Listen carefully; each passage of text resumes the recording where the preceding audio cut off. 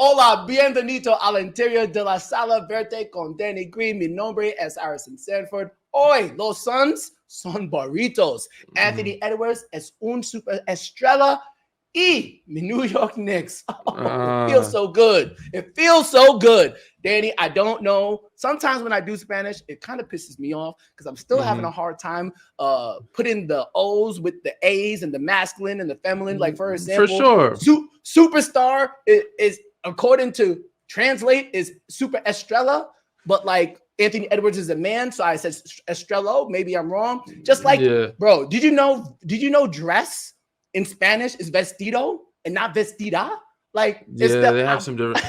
Crazy enough, English is worse. So, we speak a language that's harder for everybody. We make sense words that don't make sense, and you say them different ways in different times. So it's not read, it's read, or that type of thing. So certain words aren't pronounced. It makes no sense. So yes, Spanish is a little tricky, not as tricky as English. But in other words, other things that piss you off outside of Spanish is the Philadelphia 76ers. Let's tap into it. The New York Knicks series. This is a hell of a series, man. And it sucks that certain things had to happen where people are like, they had to make up for calls, make up for that, because this last 2 minutes they missed a foul on Tyrese Maxey. So they felt like they let Joel give it a lot more in game 3. One being like they called it, one of his 3-pointers was a 2. His foot was on the line. They gave him a 3 for it. There's a couple fouls that they got away with. One being a flagrant. They upgraded to a flagrant 1, which a lot of people would argue was a flagrant 2. But all that being said, man, it's a hell of a series. We got some ball happening. Knicks are balling. Jalen Brunson found his groove. He's shooting more efficiently. He's playing better, leading them. Josh Hart's on the boards. OG Anunoby showing why he should get paid this year. I'm loving to see it. Tyrese is having a great series. Joel's having a great series. Had a 50 ball. But yes, give us your thoughts, man, on just the overall series. Philadelphia fans, how they react, New York fans in Philly, and just how things are being played out when you're talking about, Russell Westbrook had certain instances that happened this past week too, with the flagrants and being ejected. So we're talking about, for those who are now tuning in, the dirty plays that have happened in the past week or so. Yeah, we'll get to Westbrook in a moment. I'll say a couple things, and I'm saying this, and I've covered a multitude of teams. I've covered your Raptors team. I was in Ohio when LeBron James was there when they won the championship. Covered Lakers. I covered, and essentially I've covered a lot of games, and I've remained unbiased through all of this. So even though you've tried your best to remain unbiased. I'll try to be fair. I might be biased, but I'm still going to be fair. I'll still be fair. I might have bias though. And yes, I do work for MSG Network. So of course, that's the stadium, that's the channel that has Knicks games. So you are a Knicks fan through and through. Yes, I do have a bias, but again, I'm gonna be fair. It's been a fantastic series, the best series in the first round, in my opinion. All the games have been electric. The Philadelphia 76ers fans have a right to feel cheated by how game 2 ended. Regardless, the 76ers players still had an opportunity to win. They didn't grab offensive rebounds, point blank period, didn't hold on to the ball. They have themselves to blame, even though the Philadelphia 76ers fans, I do understand why they could be upset. Game 3 happens now. Well, and I also talk about the fans too before I even get to the game. The fans and Joel Embiid are being upset with the fans and how the Knicks fans took over game 4. I understand Joel Embiid's complaints. It would be nice if it was if that stadium was only consistent of 76ers fans, but let's keep it real. This is a franchise, since Joel Embiid has got there, that has failed to get to the conference finals. This is a franchise that purposely tanked year after year after year after year after year. And they also continue to fail in opportunities when they could have advanced further. I don't blame any 76er fan, not a single one of them. Any season ticket holder, anybody who had a ticket, who sold it on the secondary market and made a profit. Point blank, period. Get your money first and foremost, because I'd be damned if I spent that much money to watch my team crumble yet again in a pivotal game. And that's what happens. Tickets are cheap too, right? Like, not everybody's showing up to the games. They're not selling out that way. Like, right? Am I might be mistaken? I felt like the cheapest ticket was like $65, something crazy. I know James could chime in on this, but for point blank period is that the fans are not showing up and they're not paying. They're not showing the support like New York fans are. New York fans are willing to spend the money, buy the ticket, drive down the road to Philly, and Philly fans are just like, all right, we show when we feel like showing up because the team is inconsistent in your mind. So that's why they're like, okay. Yeah, for right now, for example, for game 5 right now, if you want a pair of tickets in Madison Square Garden, the cheapest you can get it for, is $1,000. So even as a Knicks fan, I might say to myself, yo, I can get game 4 tickets for a lot cheaper than I would if I was in the Garden, even if I end up getting a hotel for the night or just taking a 2-hour train ride down there. Cheapest ticket in Philly is $100. So $100 to $1,000, you can spend a gas and hotel. You're saving you still about $300-400. You know what I'm saying? Exactly. So it makes all the sense in the world from a Philadelphia fan standpoint to give up those tickets. Again, this is a franchise who has purposely lost in its history. And this is also a franchise that has consistently disappointed in the playoffs and hasn't been able to get to the conference finals. So I understand the viewpoint of the fan. And I also understand why Joel Embiid can frankly be disappointed, even though some of it is on him because he hasn't led his team to where the team should have gone in a lot of fans' opinions. With that being said, he's been injured. And why? Yeah. Tell us why you think he's been injured. You're a big believer in karma and all these things. So tell us why, as you were talking about earlier. I don't want to see any player hurt at all. I hate the playoffs have Zion Williamson out of it. I hate the fact that Damian Lillard got hurt. I hate the fact we don't have Giannis Antetokounmpo. These are all things that I do not like. And I don't want to see Joel Embiid hurt. I give him a round of applause for being out there and playing basketball. But we are going to keep it real here. He is a dirty player, point blank, period. If you go to the actual stats, he has more flagrant fouls in his career than Draymond Green. And look at how we treat Draymond Green. If you go back in the history of looking at Joel Embiid and all the fouls that he commits, if you just isolate this series against the New York Knicks, you had situations where he has pulled Mitchell Robinson out of the air when he was airborne. You had a situation in game. Yeah, it was a dirty play. You had a situation here. We had a situation yesterday where Josh Hart fell below him. He landed on Josh Hart's ankle, and his foot landed on his ankle. I don't think he necessarily meant to do that on purpose because he could have hurt himself doing that. He would have twisted his ankle if he was trying to, So there's a multitude of plays that can be dirty, and there's a multitude of plays that might be off purpose. You know what I'm saying? Him also trying to create the foul when he's flailing and kicking the legs. So those, go ahead, go into those details. But those, I don't think, are purposely trying to kick somebody. You know what I'm saying? I think he's just trying to draw a foul. He landed on Josh Hart's ankle once. And then after his foot landed on his ankle once, he landed on his ankle yet again. Okay, maybe it's not intentional, but you don't get the benefit of the doubt when you have more flagrant fouls than Draymond Green. I'm sorry, you don't get the benefit of the doubt.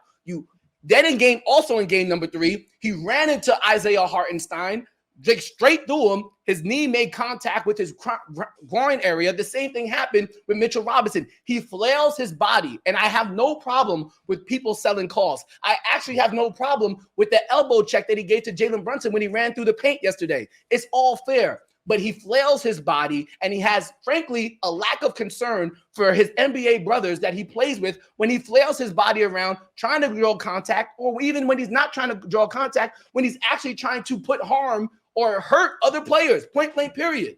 And if you want to even just go back in the future, you can look at a multitude of plays where he's hurt other people. Go back to 2022 when he elbowed Pascal Siakam when you guys were playing against the Raptors.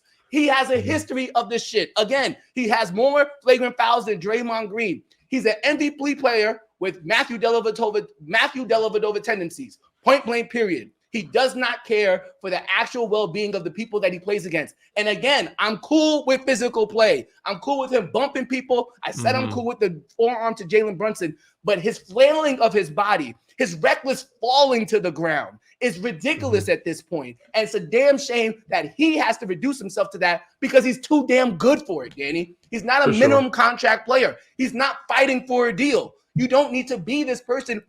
Dominate people with your step back jumper. Dominate people with your jump hook. Dominate people with your turnaround, your hop steps. Dominate people with your triple threat jab move, jump shot over.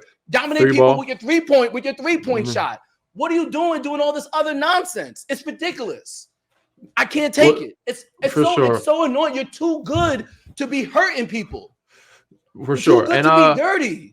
And there's a lot of points that I agree with you on, but when this video goes viral, do not put me in this I said Joel Embiid is a dirty player, because I'm not saying that. I think you can make dirty plays and still not be a dirty player. I also think this has to do with a lot of where a lot of these people come from, because I would never consider Giannis a dirty player, but he's made some dirty plays too in the past. You know what I'm saying? And I think because of the fact that they started later and started and came from a different country, that they look at being physical as a different way or different aspect. So with that being said, him also trying to foul bait in the flops, those are things I'm not a big fan of. But he's good at drawing fouls. It is a skill. It's hard to do. Game. Him flopping around and his size is something he can't do because he's just too big to do that, and he can harm and hurt other people. But yes, there are plays that he does that are not for the game. But in my mind, I think it's him saying, like, because he has to set a tone, right? He's like, all right, we need to win this series. And I've seen him do it in this sense where it was beneficial to us. Like, he's going to get a technical somehow by bump somebody, elbow, push, whatever, shove, cuss him out like he did with DiVincenzo. Get a technical, and that got us, let the referees know, like, we're not taking no crap today. We're not going to let them just bully us because we're up 2-0. And it's like, all right, 3-0. We know the referees ain't going to be on our side. They're going to call BS. Joel, let it be known, like, nah, we're not standing for that. And there's moments you could do that. But the other players, like you said, are not for the game. So I'm not saying that he's a dirty player. He has made some dirty plays. The one of Mr. Robinson, for sure, was a dirty play. Crazy, he said he was protecting himself. The other ones, I think he's just trying to get fouls. The other ones are unintentional. Some of them unintentional. But you can go back to history. He does have some history of it. Played in less games than Draymond. I saw the stat. But there's a lot of players that said that, to me, in a foreign game, they play different. You know what I'm saying? Like, it's different over in the other countries, how they play and how physical. Like, he confuses maybe the line of being physical. I'm not giving him that excuse, Danny. He played high school. He played high school at least a year of high school basketball in America. He played at the University of Kansas. He's been in the league for. I don't care. I don't care. He's played in the league for 10 years now. There's a clear difference. He's not. I give Draymond Green more of a pass for his dirty plays than I give for Joel Embiid, because Draymond Green doesn't have the skill set or the size of Joel Embiid. He doesn't need to reduce himself to the nonsense that he does. I understand, and I like physical basketball. The forearm shivers are cool. The pushing is cool. But you're not pulling people out of the air, bro. My thing is, I love this. You're not just wailing your body down with no concern of other people who are around you. 100%. So that was a very, very dirty play with grabbing somebody out there, because he could really hurt somebody doing that. And flailing around is unnecessary. Said, I just don't like it. I'm not the fan of if you want to be physical, but don't be physical and then flop. You know what I'm saying? And I feel like it's back and forth on both sides. There's a lot on the New York side, there's a lot on the Philly side, and there's a lot of complaining on both sides. I'll be physical, play basketball, play through it. Don't be physical and then flop, try to use it to your advantage with the referee. Like, that stuff to me is what is killing the game for me to watch. But yes, that's your synopsis of Philly, New York series. I predicted a game in 6. It looks like my prediction is going pretty decently. I still think Philly can get one more. I think they'll get one in New York, and then I think New York will probably close it out in 6. They might close out in 5, but that's my prediction. Moving on to the next series that just finished. Let me go ahead. Let's game 5 real quick. Obviously, we don't know if Mitchell Robinson is going to come back. Bojan Bogdanovic, another key player, at least for the Knicks bench, was not available. So the Knicks more than likely could be handicapped yet again going to game number 5. With that being said, if you could talk about, and you played with OG Anunoby, and obviously you know his abilities, I thought Tom Thibodeau's adjustment, especially because Isaiah Hartenstein couldn't keep his hand out the cookie jar in game 4. He got 5 fouls in the third quarter. That was ridiculous. Precious and OG did an amazing job on Joel. They did a great job doubling and limiting him. Him not scoring much in the 4th was unbelievable. That was a great adjustment. And Hartenstein didn't have to come back in the game after that point. But he needs to be smarter. Mitchell Robinson needs to come back. But ultimately, they just battling and outboarding the hell out of Philly, man. They're just killing them board. Josh Hart's getting 17 rebounds. OG's got 14. Like, they're getting unbelievable offensive rebounds, out-rebounding by, like, double digits easily. And that's where they win the game, the second possessions. And then, of course, Jalen Brunson ain't going to shoot 12, 16%. You know what I'm saying? He's not going to go 8 for 23, 8 for 26, 8 for, you know what I'm saying? Like, he's going to eventually score and shoot well. He shot well. The other guy shot well. And so they just got second possessions, man. And I just think New York is just a more physical team all around and deeper team and actually using their depth. Philly's only using guys that they see a spark from. Campaign played unbelievable, so they're using him more. But they're not even giving Buddy Hield a chance. You did all this trading for this guy. People were talking about him being the piece missing from the Lakers to all these other people trying to grab Buddy. You guys grab Buddy and don't use him at all. It's the same situation over in Milwaukee. Obviously, a lot of injuries right now. I did not like that the Giannis and Dame is hurt. But you have a guy like Malik Beasley on the bench, and you don't use him until now when everybody's hurt. He scores 20 points the other day. It's like, these guys, you have to give them a chance to at least check the temperature if you're a shooter. Yeah. These guys are still threats on the floor. People were going to give Joel space. Buddy Hield's going to give Joel space. He's going to give Tyrese space. Nico maybe for sure, but the other guys, Campaign is hitting some shots. But the other guys, like, Milton D'Anthony just played. He hasn't played all year. He just got in the game, played 7 minutes. You're not doing him any services by playing him 7 minutes and not able to get a rhythm. But you know what I'm saying? Like, you got to put out guys that have been playing, they have some respect from the defense and give you a different look. So yeah, you gotta allow people, and you and I have talked about this multitude of times. You have to allow people to, one, get a rhythm, and you have to allow them to fail. If you taking them out of the game as soon as they hit one jump shot, miss one jump shot, then what are you doing for their actual benefit going forward? You can't be so judgmental off of 1 5-minute stretch. And unfortunately, that's what happens with a lot of coaches when it comes to the playoffs. I think you're totally right. Yeah, Buddy Hield has been getting crushed by the media and by Philadelphia 76ers fans. It's become irrelevant because they're just not using him. It's not his fault. He's not getting any spots. He's not getting looks. He's not playing any real minutes. You got to give the guy a chance. And maybe that happened when he got, after the 2 weeks he got there. Because the first 2 weeks they were playing him pretty well, but I don't know what happened. But there's no reason why like Kalo should have to play 40 minutes. You know what I'm saying? Like, there should be a situation where Buddy can give you some breathing moments for Kyle Lowry, because he can shoot the ball. He can give you a 3-point threat. Yeah. So, all right. I hope it's done in 5 because I cannot stand it. And Danny, we've done this podcast for how long? And you were teammates with Joel Embiid for how long? Yes. And how many times have I told you that Joel Embiid is like my favorite basketball player in the NBA because of his skill set, because of how he's diversified his game. And I can tell how hurt you are being disappointed by watching one of your favorite players not reduced to this. Yes, I can see it's disappointing. And yes, he is one of your favorite players, but so you try to be fair and not biased. So yeah, because this is a perfect situation for you because you are a fan of Philly, you're a fan of Joel, you're a fan of New York. So this is you giving your synopsis. I would think it's an unfair, unbiased opinion because you like both teams. You have ties to both. We had him on the show. I genuinely love his game. I would have, if I had an MVP vote, I would have given him MVP the year Jokic won it. He obviously deserved it the year before. I like basketball players who see flaws in their game and work on their game. He saw how inept Ben Simmons was, and he got all of these skills to make up for Ben Simmons' inability to improve his game. I love what he has done with this game. I love his physicality. I love his aggressiveness. But the dirty plays are out of control. You're not Matthew Dellavedova, bro. You're not a minimum contract player.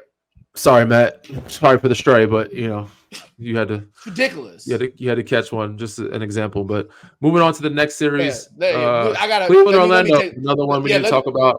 We got to talk about Phoenix. What they're gonna do next. But let me take a break first. Take a little breather real quick. We'll come back. I'll give you some more inside the green room in a couple of seconds. So stay tuned.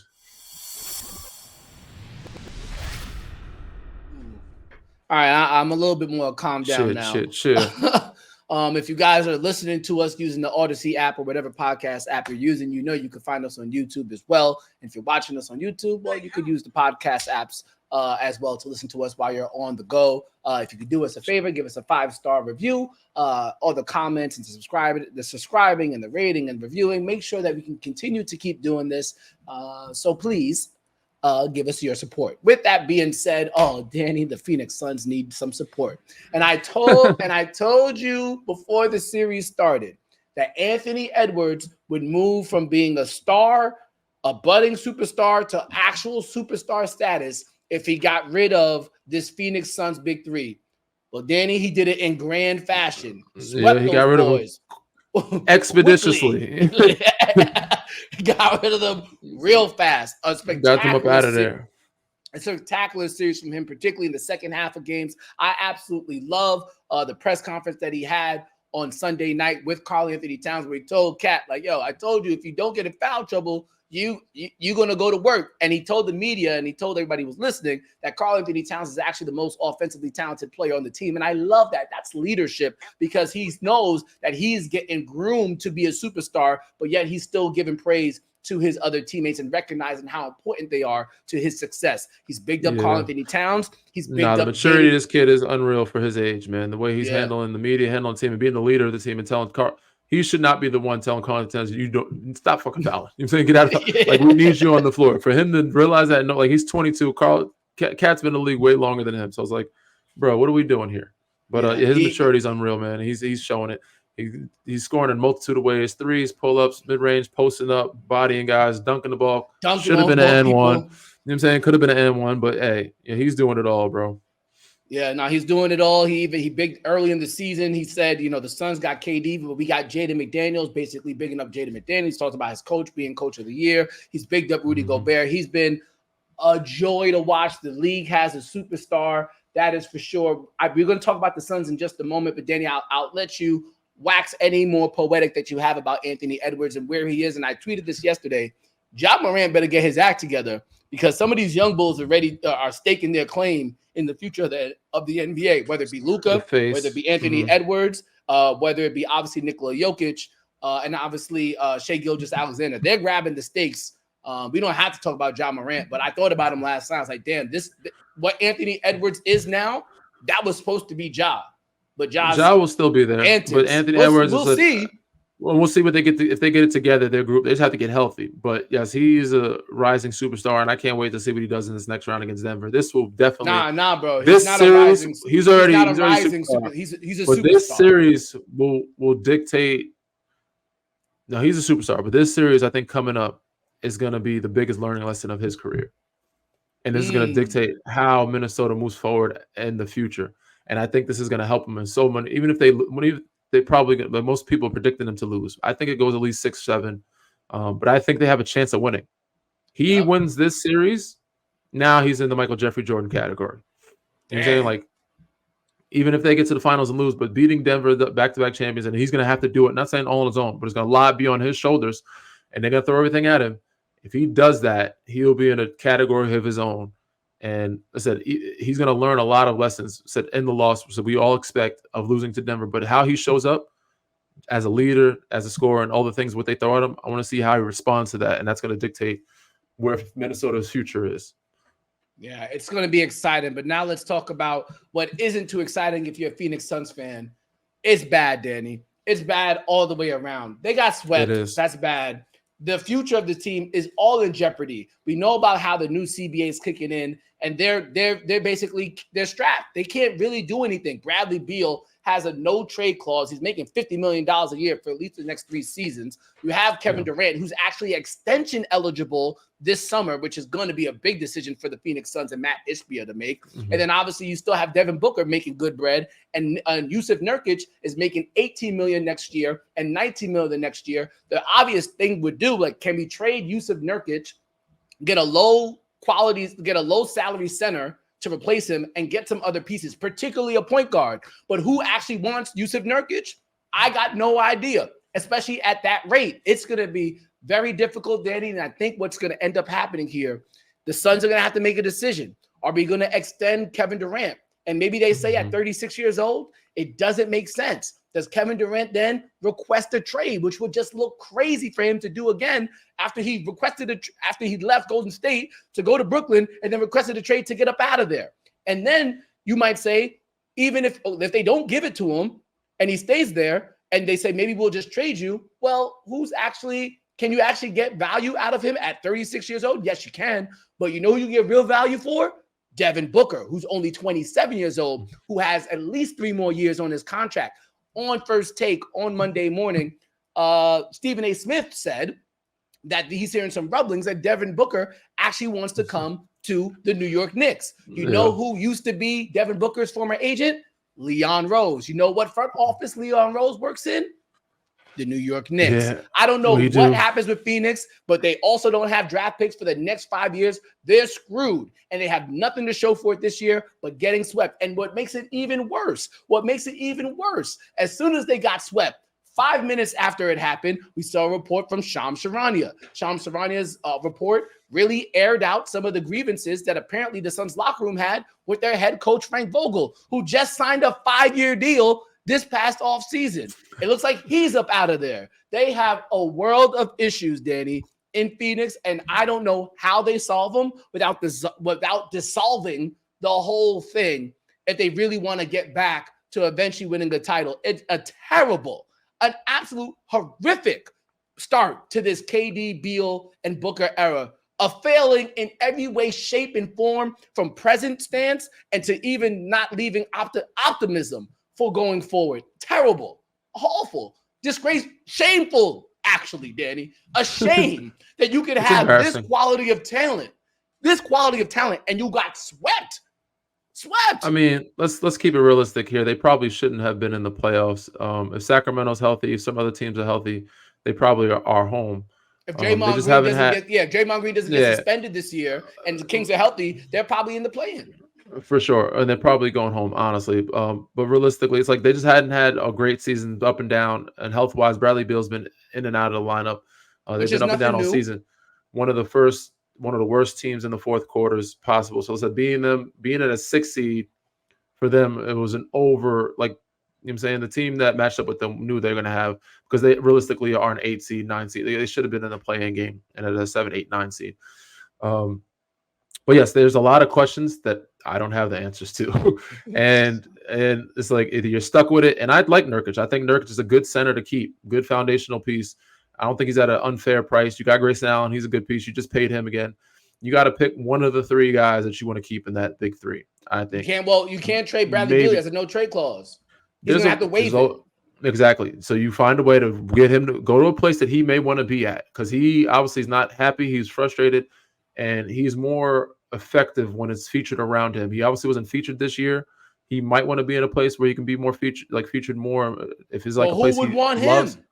Danny, but who would want him? Who would want him, particularly if he's not? There are teams out there that take a Bradley Beal. Obviously, he didn't show his best performance this year, but we know what he's capable of.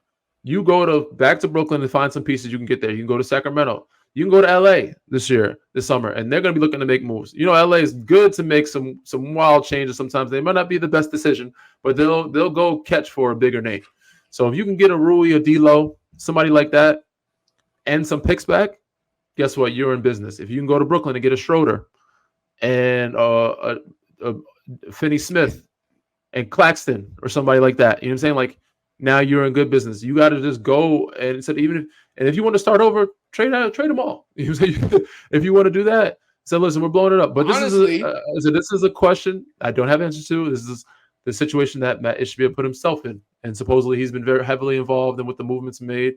So, you know, he can find his way out of it, not stick with the group that you have and find and get pieces of way around it for cheap. And there's some ways, the cap's going up a little bit, but not many ways. You don't have a lot of space or room to do so, especially with extending Grayson Allen. KD's going to want an extension. Bradley Beal and Book are getting 50-something a mil per year the next 3 or 4 years. So, yeah, I wish him the best of luck. I don't think it's Frank's fault. He's got a 5-year deal, but if you're going to let him go, you got to pay him for the next 5 years to find the coach to coach those 3 guys. Good luck. You know what I'm saying? I don't know what else to say, but there's a lot of issues there that they have to unpack, and it starts at the top of the person making all the decisions. He put it this way. This is the bet. You made this bet. You have to lie in it now, or fix it, make it different. Find some new sheets. I don't know what to tell. Like, you have to figure out a way to get different comforters and sheets that match better, because what you put together was not a good looking bet. Nah, if I'm Matt Ishbia, I got to think about this. This is a long-term. I made a long-term investment. I bought this franchise. The team that I have already constructed has proven to me that they're not good enough to even get out the first round. You have to take the Oklahoma City long-term approach. I have quality players that will truly allow me to reset the franchise and make sure I have a winner maybe 5 years from now, maybe 10 years from now. Mm-hmm. Kevin Durant is not 28 years old anymore. No. Don't give him the extension. Trade him. Devin Booker, you could think about keeping him, but I would trade him too, because he'll get you real value. He's the youngest best one. He's the youngest best one. If anyone keep anybody, it'd be him. But if not, trade everybody, like you said.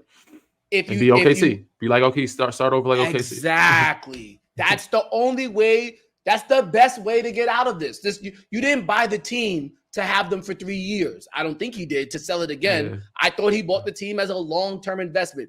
Make the long-term play and clear house. It's the only. It's your best chance to eventually win an NBA title. You already screwed up what you had. Don't. People will take Brad Beal though. Like Toronto would, like, he can go to Toronto, get some pieces. People will take Bradley Beal, man. But he has to waive it. He has to waive it. and doesn't listen. I think he'll be open to it. I've been to Phoenix If before. everybody's leaving, if you tell him everybody's leaving, and he's like, all right, cool, I'm open to waiving it. It has to be the city that he wants to be. Yeah. KD and Booker, well, at least one of them would have to, if not both of them, would have to say I'm leaving already, or they have to say they're moving them for him to probably waive it. But if they go to Bradley Beal and say, yo, we're keeping Kevin Durant, we're keeping Devin Booker, but we want to trade you, and I'm Bradley Beal, I'm like, nah, I want to stay here then. Y'all, unless you trade me to a title contender, I'm not moving. Or to a place where he likes to be. It could be at a city he want to be in, raise his family. Is back to DC. He has his house there. If he wants to go to Florida or Orlando, I think he's from that area, if I'm not mistaken. It could be a city and a place where he can be fit. It's a playoff team. It's a playoff team in Orlando, and he could be a featured guy and score, like be another second or third piece with him, Franz, Paolo Banchero. Like those, he can find a play. There's places, man. So, there's options. Ooh, it's gonna questions we don't have the answer to, but good luck to you, Matt. We'll see how it goes. Adrian Wojnarowski has been saying this more than a couple of times when he's been on ESPN. Because of this new CBA and everybody trying to reset their books, it is going to be a fascinating summer with free agency and all the wheeling and dealing that's going to happen. Obviously, what happens with the Phoenix Suns is going to be a focal point of everything that happens during this July. I've lost a lot of energy doing this pod. I hope you guys enjoyed it. And we'll be back later on this week. Read, rate, subscribe, review. It's been fun. Yes, it has.